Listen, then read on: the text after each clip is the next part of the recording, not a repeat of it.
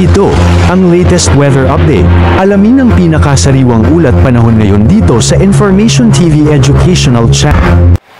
Sa araw nito o kasalukuyan, patuloy ang pag-iral ng shear line. Ito yung napapansin yung isang linya ng kaulapan, dulot ng pagsanig ng malamig na hangin at mainit na hangin.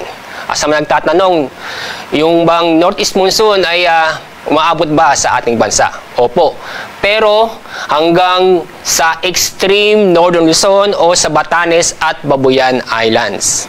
Sa lalabing bahagi ng ating bansa, naapektuhan tayo ng easterlies o mainit at malinsangan na hangin galing sa dagat Pasipiko. Samantala, wala po tayo na monitor na low pressure area o bagyo sa dagat Pasipiko at ganoon din sa loob ng ating Philippine Area of Responsibility. Sa susunod na 2 hanggang 3 araw, itong shear line ay patuloy na nakakapekto mula ngayon hanggang bukas.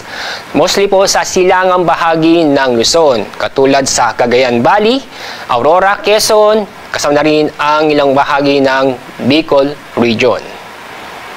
Sa paglakas ng shear line, ganun din ang northeast monsoon. Ngayon sa extreme northern Luzon, inaasahan natin bukas ay halos buong northern Luzon na maapektuhan ng northeast monsoon. Pero pagdating ng Martes, ay inaasahan natin na hihina ang shear line at ganun din ang northeast monsoon. Sa paghina ng dalawang weather system, lalakas ang easterlies at inaasahan natin ang buong bansa ay maapektuhan tayo ng easterlies.